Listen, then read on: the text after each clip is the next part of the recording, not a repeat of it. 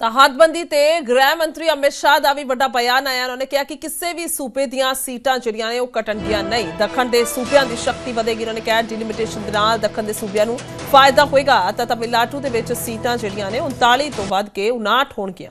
ਦੱਖਣ ਦੀਆਂ ਸੀਟਾਂ 129 ਤੋਂ ਵੱਧ ਕੇ 195 ਹੋ ਜਾਣਗੀਆਂ। ਇਸ ਤੋਂ ਇਲਾਵਾ ਕੇਰਲ ਦੇ ਵਿੱਚ ਉਹਨਾਂ ਨੇ ਕਿਹਾ ਕਿ 20 ਤੋਂ ਵੱਧ ਕੇ 30 ਸੀਟਾਂ ਹੋ ਜਾਣਗੀਆਂ। 850 ਉਹਨਾਂ ਨੇ ਕਿਹਾ ਕਿ ਰਾਉਂਡ ਫਿਗਰ ਹੈ। 816 ਸੀਟਾਂ ਹੋ ਸਕਦੀਆਂ ਨੇ। डिलिमिटेशन कमीशन ਦੇ ਵਿੱਚ ਕੋਈ बदलाव नहीं है।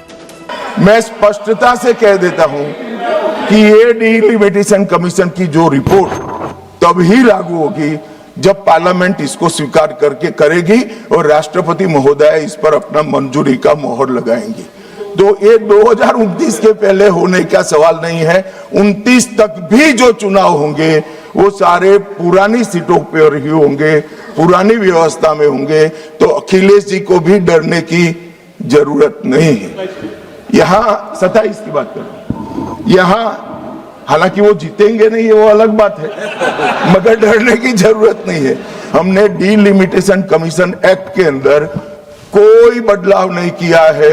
फुल स्टॉप कोमा में आपका डिलिमिटेशन कमीशन एक्ट को हमने रिपीट किया है।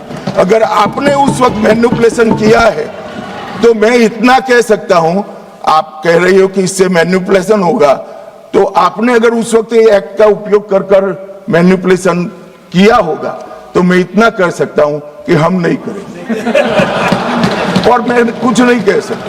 850 का जो आंकड़ा है माननीय, वो इस तरह से बना है कि काल्पनिक रूप से सोच ले कि 100 सीटें हैं। अगर 33% माताओं को, मातृशक्ति को आरक्षण देना है तो उसमें 50% बढ़ाते हैं तो सीटें होती है 150, और 150 जब होती है इसका 33% करते हैं तो 100 सीटें ऑटोमेटिकली हो जाती हैं। जो 543 सदस्य बैठे हैं इसमें 50% वृद्धि होगी।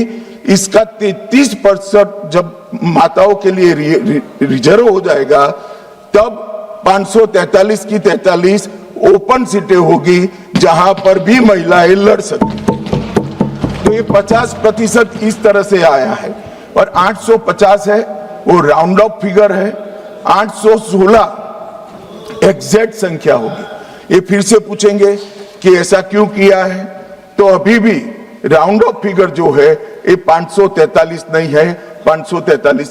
मैं स्पष्टता से कह देता हूं कि ये डिलिमिटेशन कमीशन की जो रिपोर्ट तभी लागू होगी जब पार्लियामेंट इसको स्वीकार करके करेगी और राष्ट्रपति महोदय इस पर अपना मंजूरी का मोहर लगाएंगी। तो ये 2029 के पहले होने का सवाल नहीं है। 29 तक भी जो चुनाव होंगे वो सारे पुरानी सीटों पर ही होंगे, पुरानी व्यवस्था में होंगे। तो अखिलेश जी को भी डरने की जरूरत नहीं है।